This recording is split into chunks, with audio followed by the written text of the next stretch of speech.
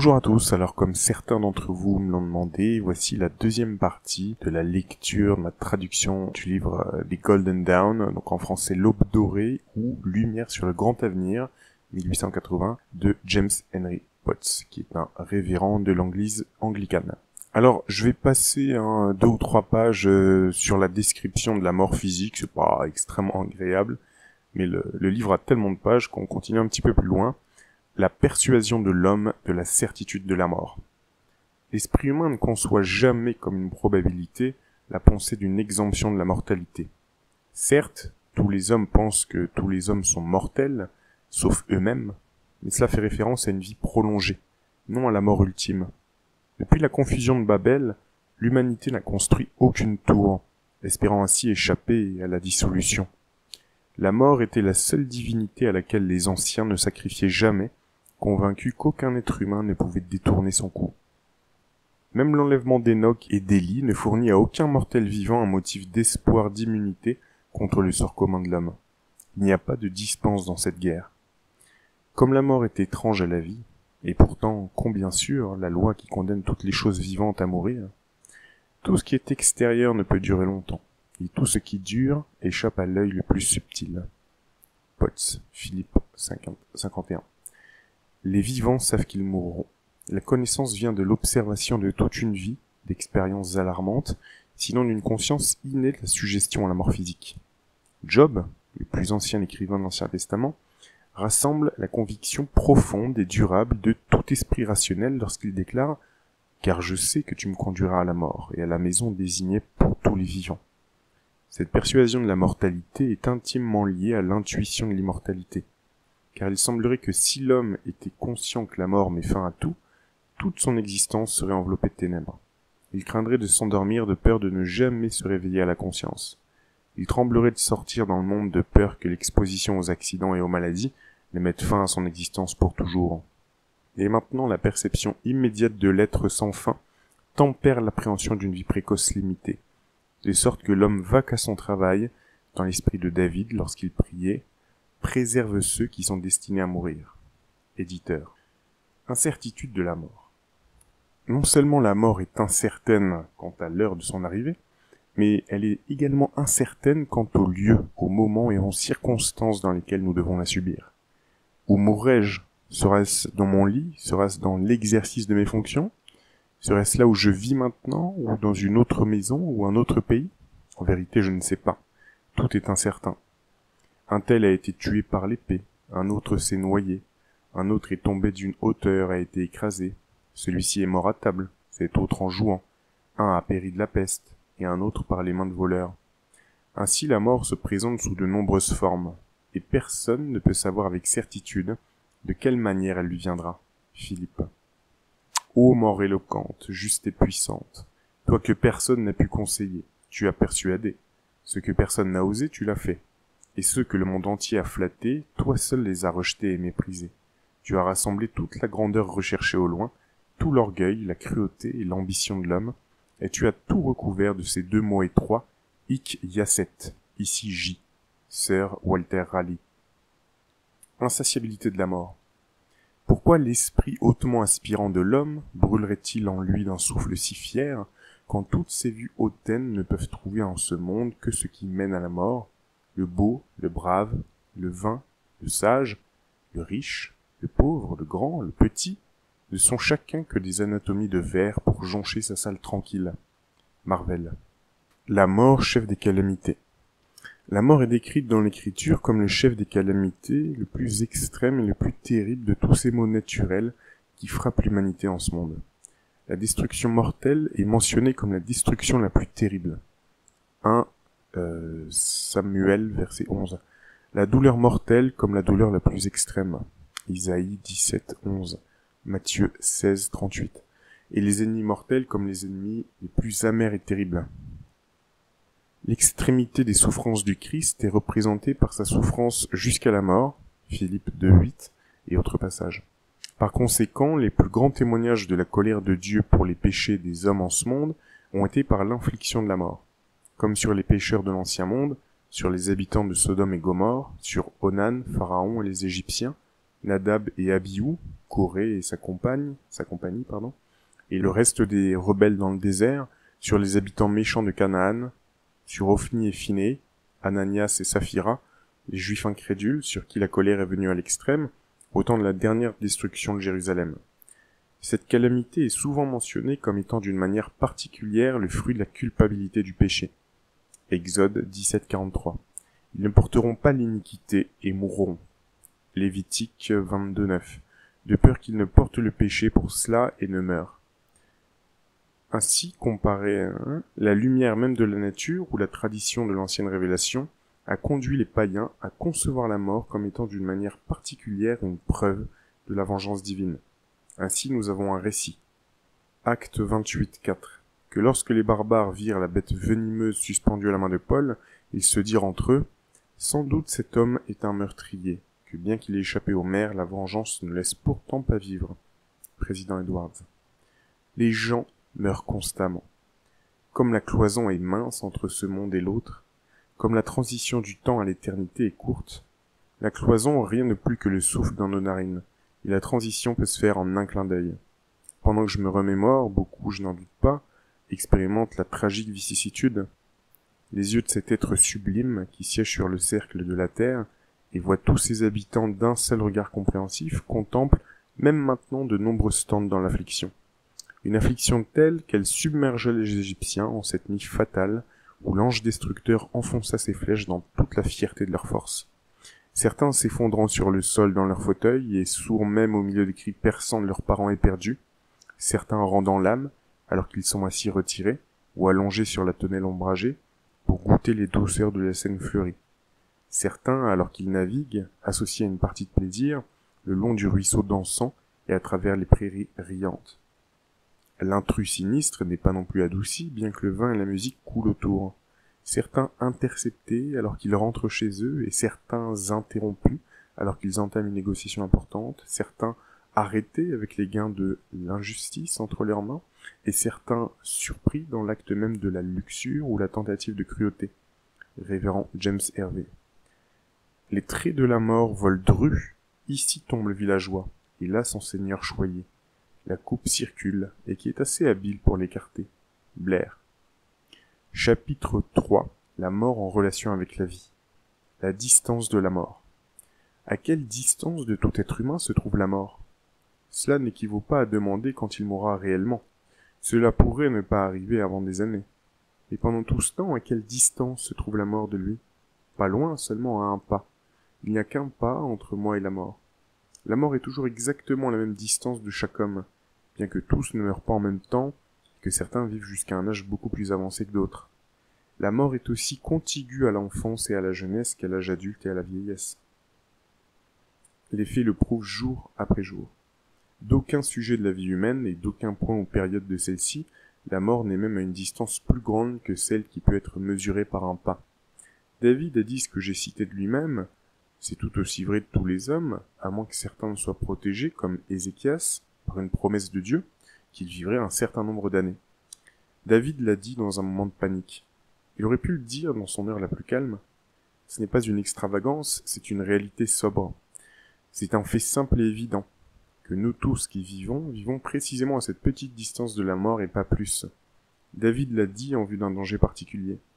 Mais il y a 1000 dangers qui guettent chaque homme, dont n'importe lequel pourrait justifier ce langage. Nous semblons parfois être plus près de la mort qu'à d'autres moments, et nous sommes effectivement parfois plus près de mourir. Chaque heure nous rapproche de la mort, mais pas de la mort.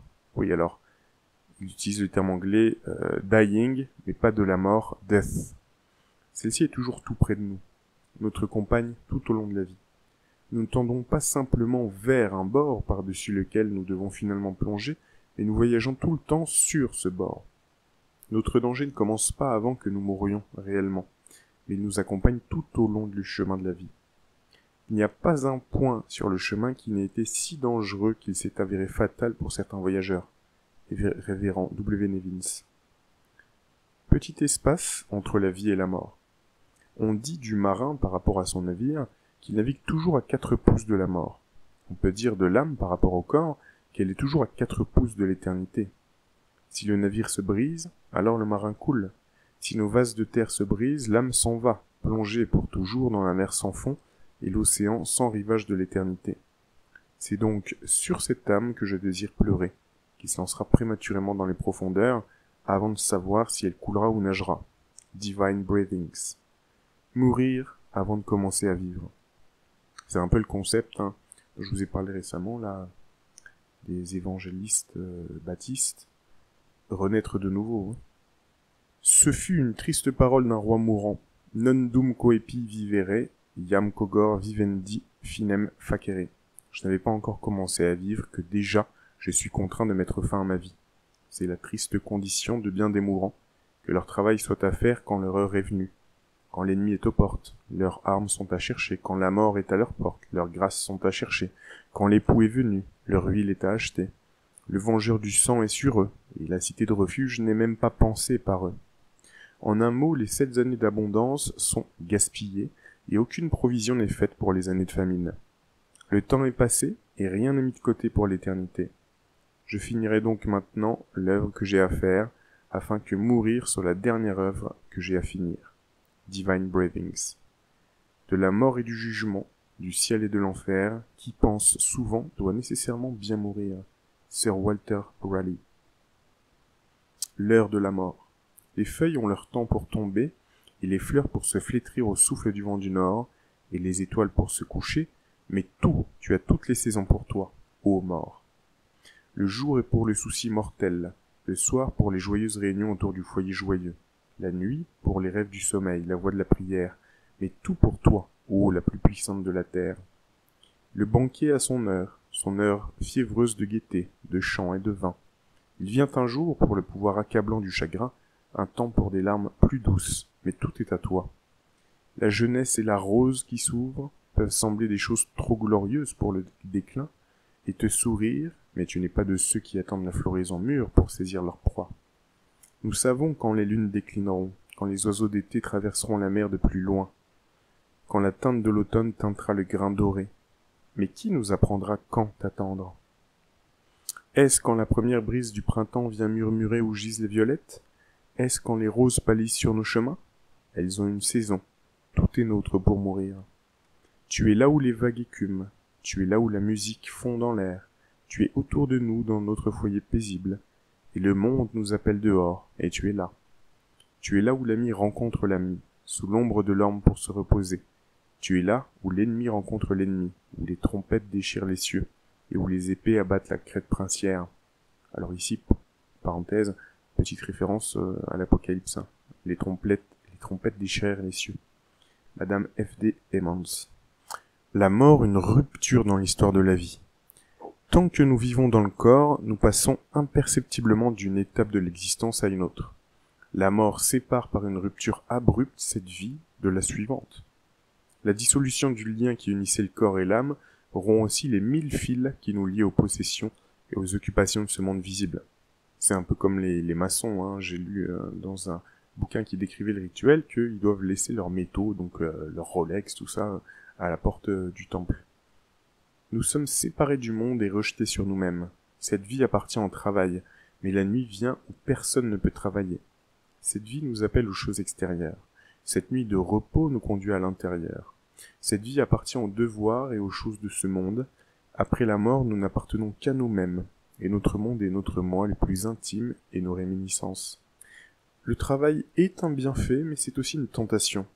Nous fuyons nous-mêmes, hein, c'est un petit peu la rat race, la course du rat, non seulement en nous abandonnant aux distractions du plaisir, mais en nous précipitant dans le tumulte du travail.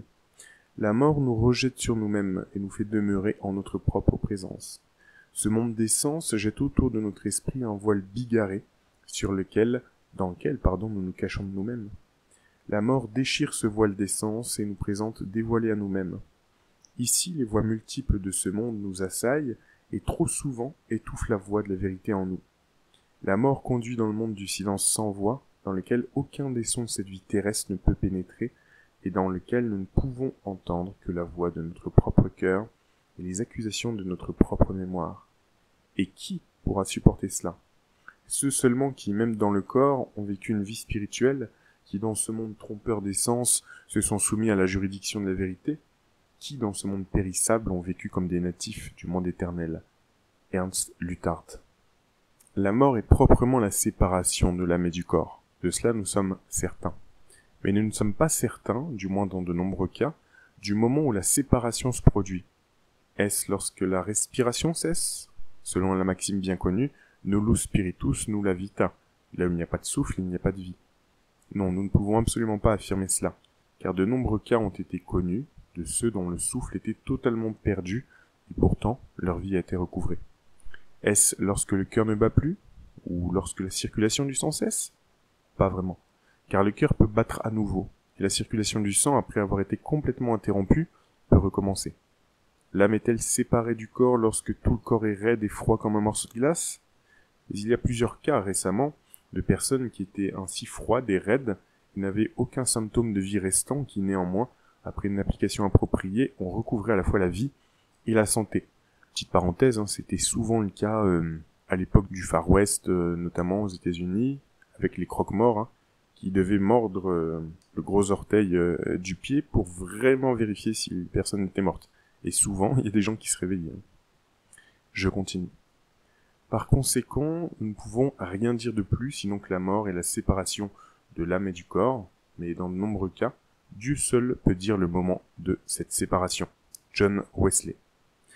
Chacun pourrait alors facilement imaginer l'état dans lequel la dissolution du corps doit le plonger, en se concevant comme dépouillé de toute faculté et de toutes émotions, sauf celles qui appartiennent aux sentiments moraux, et comme ainsi confronté à l'éclat sans tache de la majesté divine. Mourir, c'est venir, dépouillé de tout sauf de la conscience, en présence ouverte de ce qui est saint. Isaac Taylor, saint avec un S majuscule. L'angoisse de la séparation. Qui a jamais quitté les limites de la mortalité sans jeter un regard plein de désir sur ce qu'il laissait derrière lui et un œil tremblant sur la scène qui est devant lui? Étant formés par notre Créateur pour des jouissances mêmes dans cette vie, nous nous sommes dotés d'une sensibilité aux objets qui nous entourent. Nous avons des affections et nous nous plaisons à les satisfaire. Nous avons des cœurs et nous voulons les donner. Aussi mauvais que soit le monde, nous y trouvons des objets d'affection et d'attachement. Même dans ce désert aride et hurlant, il y a des taches de verdure et de beauté, capables de charmer l'esprit et de nous faire crier « Il est bon pour nous d'être ici ». Quand après l'observation et l'expérience des années nous avons découvert les objets de l'âme et rencontré des esprits congénères aux nôtres, quelles angoisses cela doit-il donner au cœur de penser à se séparer pour toujours? Nous contractons même un attachement aux objets inanimés. L'arbre, sous l'ombre duquel nous nous sommes souvent assis, les champs, où nous avons fréquemment erré, la colline, scène de contemplation ou lieu de rencontre de l'amitié, deviennent des objets de passion pour l'esprit, et lors de notre départ, excitent une tristesse et un regret temporaire. Si ces choses peuvent nous affecter de malaise, combien grande doit être l'affliction lorsque, étendus sur ce lit dont nous ne nous lèverons plus, et regardons pour la dernière fois le cercle triste de nos amis en pleurs, combien grande doit être l'affliction de dissoudre d'un coup tous les attachements de la vie, de faire un adieu éternel aux amis que nous avons longtemps aimés, et de se séparer pour toujours de tout ce qui est cher sous le soleil. John Logan. Nous passons nos années en soupirant. C'est une vallée de larmes, mais la mort est l'enterrement de toutes nos tristesses. Watson. La première mort. Quelle ombre s'étend sur le foyer lorsque la mort y est entrée pour la première fois? Comment Adam et Ève ont-ils dû se sentir lorsqu'ils ont appris qu'Abel était mort, avait été tué par un frère? Sans doute le premier foyer a connu un chagrin qu'il n'a jamais quitté. Puis lorsque le premier vieillard est mort, quelle tristesse dans le foyer. Vivre tant de centaines d'années puis disparaître, quelle perte. Mais cela a dû être extrêmement douloureux lorsque la nouvelle s'est répandue qu'un nourrisson était mort. Rien de tel ne s'était produit auparavant. Toutes les personnes avaient vécu jusqu'à un âge avancé, donc jusqu'à Adam et Ève. Maintenant, pour la première fois, un petit enfant avait rendu son dernier souffle. Quelle surprise a dû saisir les esprits des amis et des autres. Sans doute ont-ils essayé de déterminer la cause d'un événement aussi étrange. Sans doute ont-ils spéculé sur la probabilité qu'une telle chose ne se reproduise un jour. Le temps a réglé la question. Les nourrissons sont morts. Alors, très important, petite parenthèse, quand il dit « le temps a réglé la question », j'ai déjà lu, dans certains ouvrages, qu'à partir du péché commis par Adam et Ève, avant ils étaient immortels et le temps n'existait pas, et à partir de l'introduction du péché, le temps a commencé à exister, donc la mort. Aussi. La première mort dans une famille est attristante. Un nouvel événement est apparu dans notre histoire, une nouvelle blessure a été reçue dans le cœur, une nouvelle conscience caractérise l'âme. Si le premier et unique enfant est mort, le chagrin sera extrêmement douloureux. La seule fleur qui s'épanouissait près de notre porte est coupée. La lumière solitaire qui brûlait dans notre demeure est éteinte. L'immortel qui a séjourné avec nous pendant 1 heure est parti. Révérend John Reid. La mort d'un ennemi. Y a-t-il un homme qui, s'il était admis à se tenir au chevet de son ennemi le plus acharné, et à le voir endurer ce conflit que la nature humaine doit souffrir à la fin, ne serait pas enclin à tendre la main de l'amitié, à prononcer la parole du pardon, et à souhaiter une réconciliation parfaite avec lui avant qu'il ne quitte le monde? Qu'y a-t-il qui, lorsqu'il voit les restes de son adversaire déposés dans la poussière, ne ressent pas, en ce moment, quelques remords au souvenir de ces animosités passées qui ont mutuellement aigri leur vie? Là gît l'homme avec qui j'ai lutté si longtemps, silencieux et muet pour toujours. Il est tombé, et je suis sur le point de le suivre. Combien pauvre est l'avantage dont je jouis maintenant? Où sont les fruits de toute notre lutte? Dans peu de temps nous serons couchés ensemble, et aucun souvenir ne restera de l'un ou de l'autre sous le soleil. Combien d'erreurs a-t-il pu y avoir entre nous? N'avait-il pas ses vertus et ses bonnes qualités aussi bien que moi? Lorsque nous comparaîtrons tous deux devant le tribunal de Dieu, serais-je trouvé innocent et exempt de blâme pour toute l'inimitié que je lui ai portée? Mes amis, que l'anticipation de tels sentiments serve maintenant à corriger l'invétération des préjugés, à refroidir l'ardeur de la colère et à apaiser la férocité du sentiment.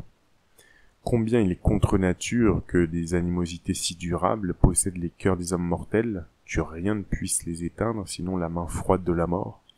N'y a-t-il pas une proportion suffisante de maux, MAUX, dans la courte durée de la vie humaine, pour que nous cherchions à en augmenter le nombre, en nous précipitant dans des conflits inutiles les uns avec les autres?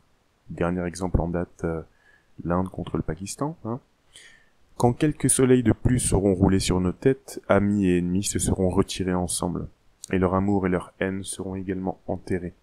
Que nos quelques jours alors soient passés en paix. Hugh Blair.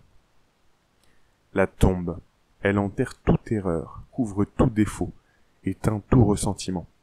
De son sein paisible ne jaillissent que de tendres regrets et de tendres souvenirs. Qui peut regarder la tombe d'un ennemi et ne pas sentir un battement de remords d'avoir jamais fait la guerre à la pauvre poignée de terre qui se désagrège devant lui? Irving. La mort de l'étranger.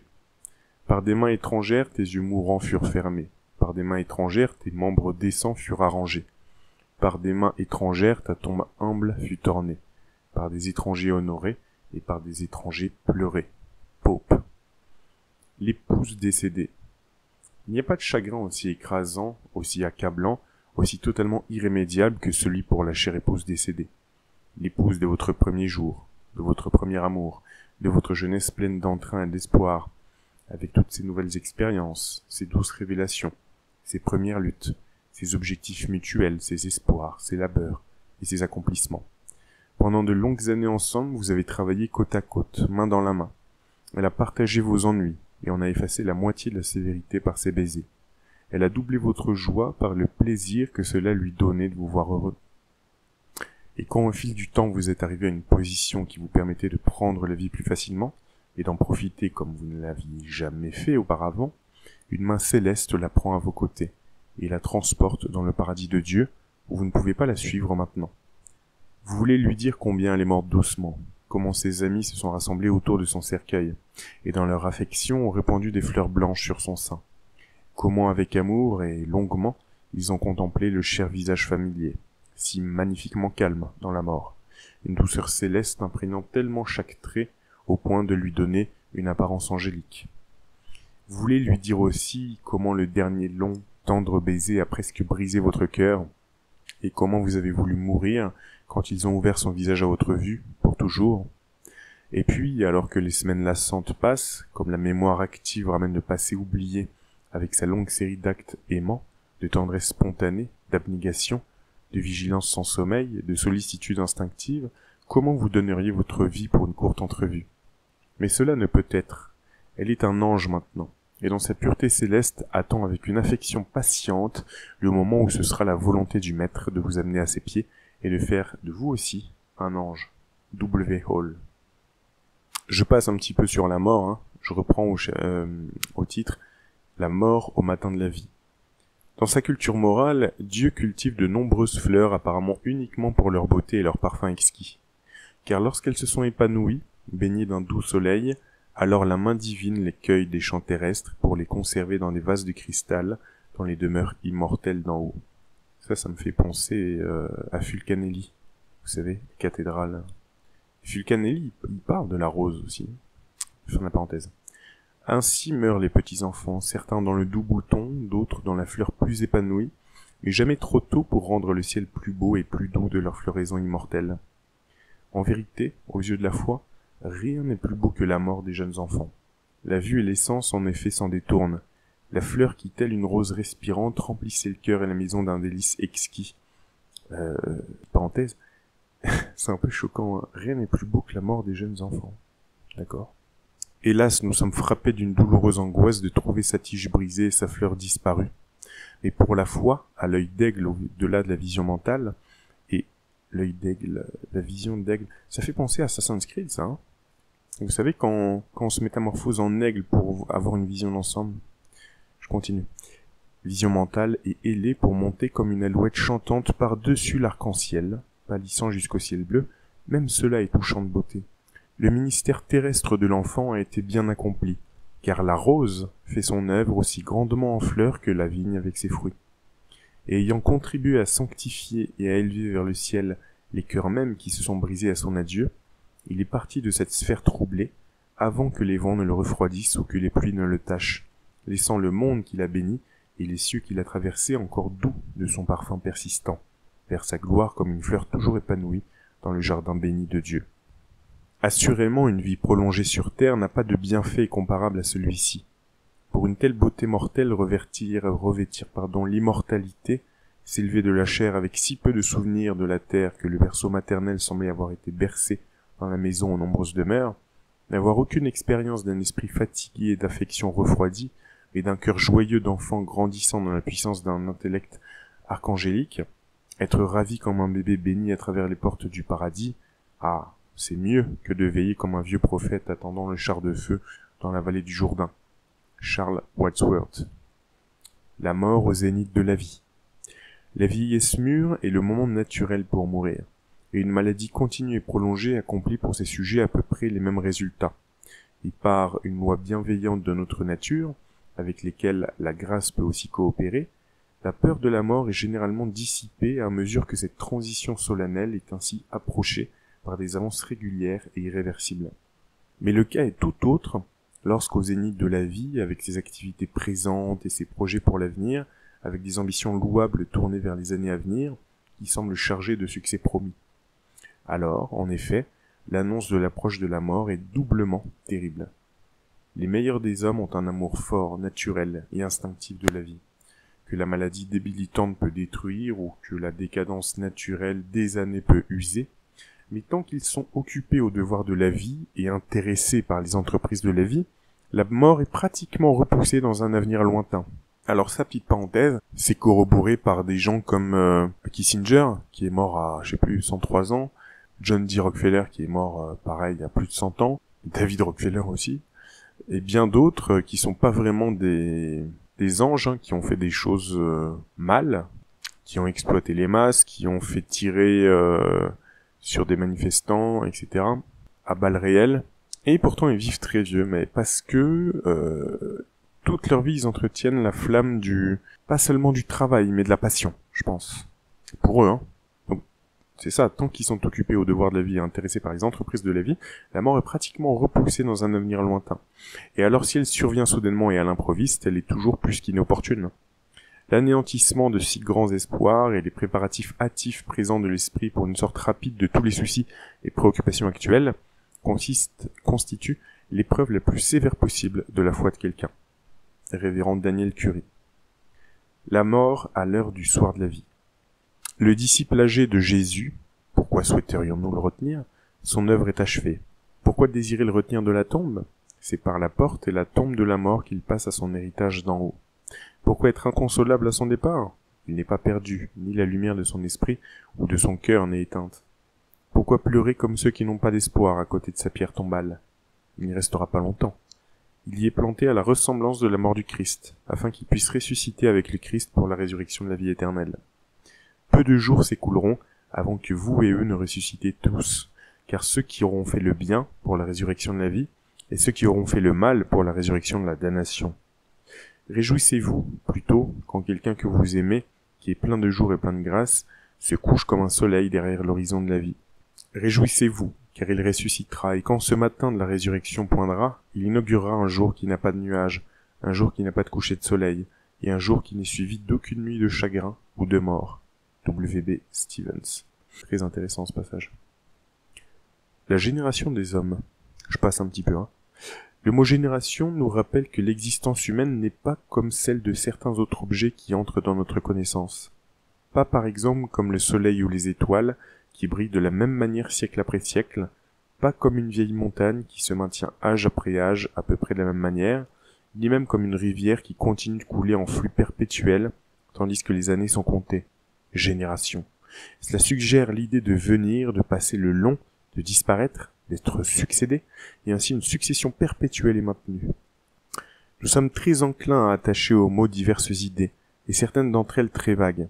Par exemple, l'une de nos expressions les plus courantes est que la durée de vie d'une génération est d'environ 30 ans.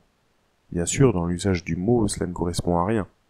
Il n'y a pas d'objet externe qui réponde réellement à l'idée mentale du mot génération, tel qu'il est ainsi utilisé. Tout ce que cela signifie, c'est que si vous prenez les personnes nées à une certaine époque, et que vous notez quand elles meurent, y compris l'enfant d'un jour à l'homme de 100 ans, la moyenne se situera quelque part autour de 30 ans. Cette abstraction de l'esprit, on l'appelle génération. Une autre vision du terme génération serait de prendre... Alors, je rappelle que cet ouvrage date de 1881, donc l'espérance de vie moyenne, je pense pas qu'elle était 30 ans, mais elle était pas de 85 ans. Donc, serait de prendre toutes les personnes nées à un moment donné. Dans ce sens, lorsqu'un homme a atteint, disons, 20 ans, il constaterait que la plus grande partie de sa propre génération est enterrée. S'il vivait jusqu'à 50 ans, il constaterait que les survivants de sa génération sont une petite minorité. S'il vit jusqu'à 70 ans, il constate que lorsqu'il cherche ceux qui sont nés en même temps que lui, ils sont presque tous au cimetière, et partout où il peut en trouver un au-dessus du sol, il voit un vieil homme aux cheveux blancs descendant vers la tombe. Une autre vision, et peut-être celle que nous entretenons généralement lorsque nous parlons de génération, ce sont les personnes qui vivent en même temps que nous. Elles constituent notre génération. De telles générations viennent continuellement et s'en vont continuellement. Nous sommes très enclins à exagérer considérablement le nombre de celles que nous pouvons réellement compter sur la Terre. Rien n'est plus courant pour nous que de parler de 100 générations. Et vous entendrez même des gens en rhétorique parler de 1000 générations. C'est ainsi que cela nous semble lorsque nous regardons en arrière cette grande nuée d'êtres humains qui nous ont précédés sur la scène de l'existence terrestre. Mais après tout, il n'en est pas ainsi. Lorsque nous commençons par des étapes historiques à remonter l'humanité jusqu'à un point identifiable, nous constatons que nous atteignons très vite les limites de nos connaissances réelles, et que tout ce qui est au-delà n'est qu'imagination et conjecture. Et nous constatons que lorsque nous arrivons à ces premiers hommes bien établis, il y a des choses très remarquables dans la comparaison entre eux et nous.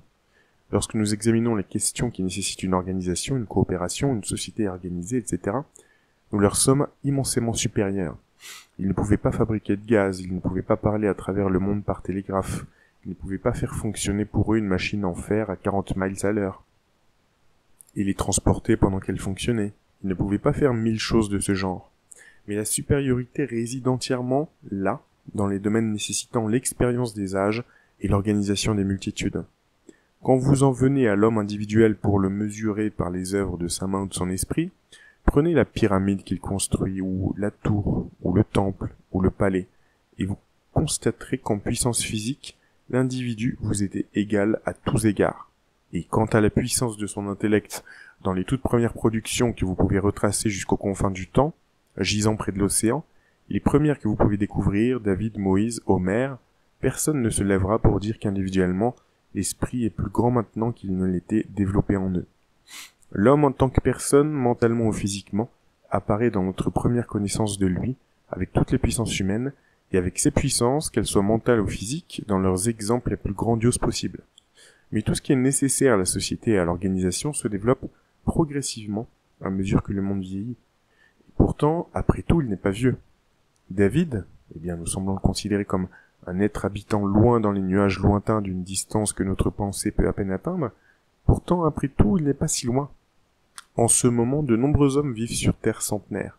Il y a toujours eu des hommes de cet âge, de sorte que si le garçon appartenant à Jessé de Bethléem était sorti dans la ferme de son père, et suivant les brebis de son père avait commencé à chanter « Le Seigneur est mon berger », les lèvres de 38 hommes auraient pu transmettre ce psaume jusqu'à vos lèvres depuis les siennes. Et s'ils étaient alignés le long de la rue, et que vous vous serriez la main, 38 mains pourraient joindre la vôtre à celle du roi qui régnait à Sion, et frapper la harpe qui a résonné si longtemps. Il a servi sa génération. Cette génération, en ce jour-là, et nous nous tenons dans notre génération, bien en aval du courant du temps depuis son point, et recevons pourtant les influences de ce qu'il a fait. William Arthur. Je passe un petit peu, certaines pages. Chapitre 4. La mort décrite diversement. La mort n'est qu'un point de la vie. La mort règne depuis des siècles sur terre comme le roi des terreurs. Le crâne et les os croisés, un signe macabre de son pouvoir. Ça vous dit rien, ça? Petite parenthèse. Est-ce que c'est pas l'insigne des Skull and Bones? C'est pour ça, J'insiste, mais quand je disais que c'était des protestants et qu'ils avaient cet insigne, c'est pour rappeler la fugacité de la vie, etc. Mais c'est pas sataniste. Le crâne et les os croisés, un signe macabre du pouvoir, donc de la mort. Le royaume du Christ a été proclamé il y a 1800 ans, avec son assurance de vie éternelle. Mais les yeux aveugles de l'humanité n'ont pas réussi à s'ouvrir à sa signification. Les captifs de la servitude de la peur ont été incapables de comprendre la liberté offerte gratuitement à leur acceptation. Si le royaume du Christ était venu dans sa puissance dans le cœur de tous, le roi terrible aurait été détrôné depuis longtemps, et sa couronne et son sceptre brisés et réduits en poussière. Alors, petite parenthèse, là il est en train de dire, depuis longtemps on aurait dû être immortel, c'est ça qu'il nous dit. Le roi terrible aurait été détrôné depuis longtemps. Pour ceux qui vivent dans la servitude de cette peur, la mort semble la fin de la vie. Si ombragé et obscur pour eux est tout ce qui est au-delà de la tombe, qu'il n'y a pas d'existence définie dans leur esprit, et l'imagination ne façonne que des fantômes. Pourtant, en réalité, la mort n'est qu'un seul point de la vie, et cette partie de la vie qui est au-delà de la mort est incomparablement plus vive, plus variée, davantage pleine d'intérêt que celle qui est maintenant autour de nous. Mary G. Ware. Afin de compléter notre parfaite béatitude, rien ne manque de plus que de mourir. La certitude de la mort complète notre assurance du ciel. Nos plus grands ennemis ne peuvent nous empêcher de mourir, et par conséquent ne peuvent nous tenir éloignés de toi, avec un T majuscule. Paul avait raison, mourir est un gain.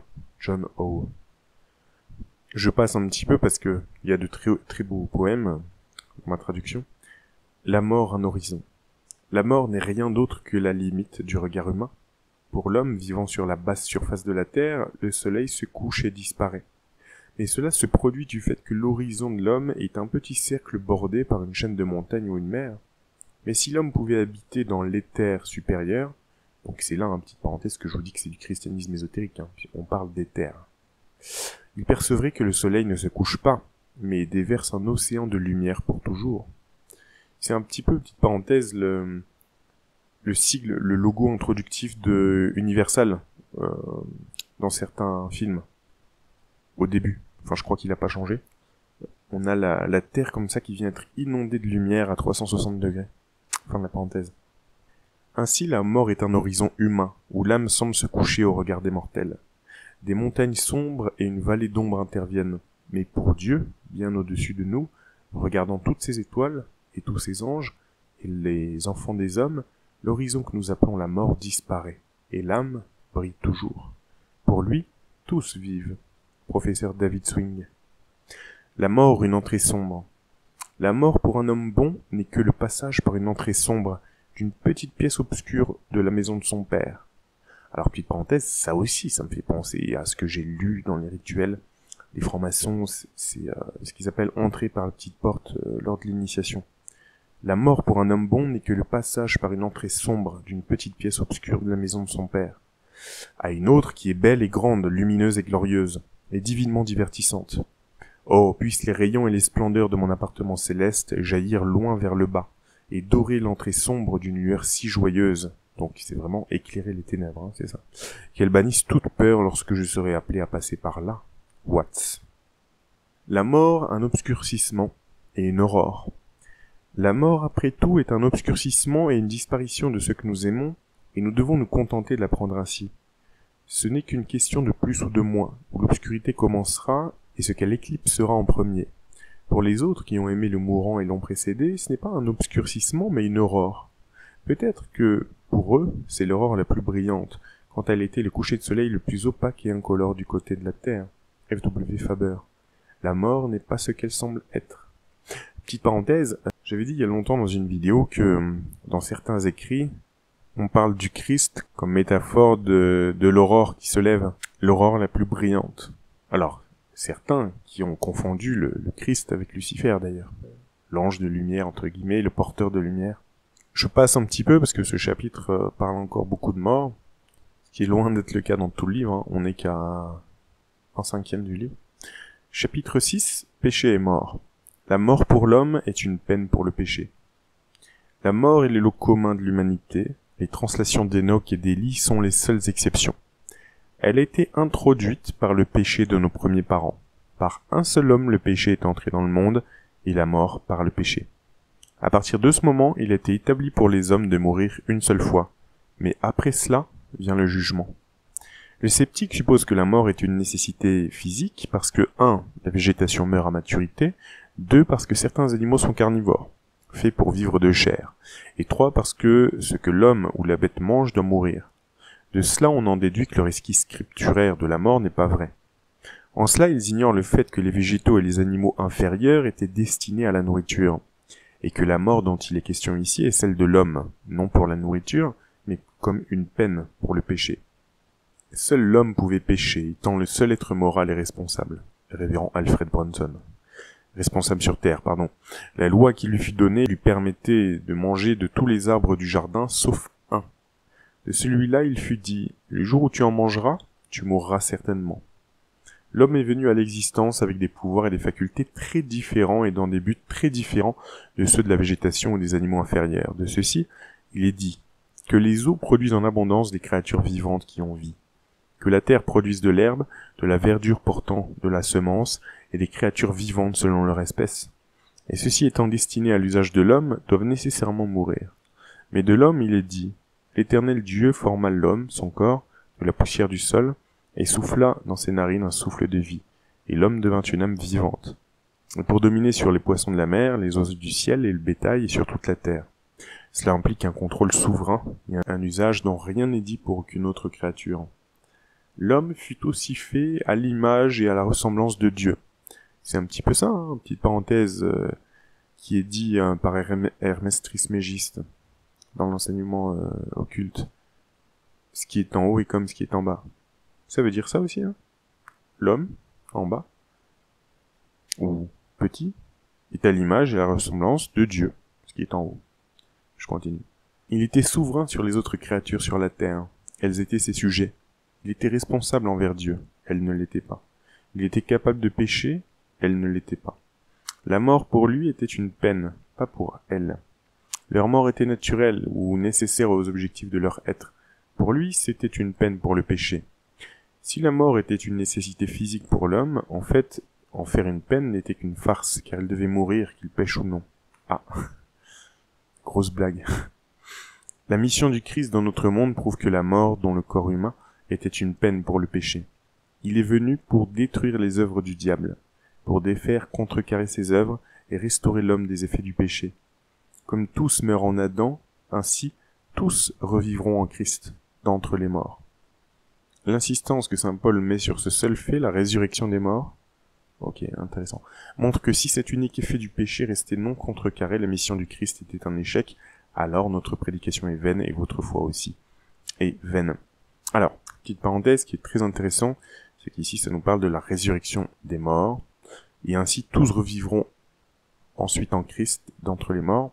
Et vous savez, j'ai longtemps étudié cette espèce d'ésotérisme mondial. Je croyais que c'était uniquement luciférien ou autre. Vous savez, quand j'avais analysé l'album Logos de Igor Vakevitch, avec un titre qui s'appelait Résurrection des morts, je savais que c'était pas satanisme, mais je me disais, oh là, ça doit être des sectes lucifériennes, etc.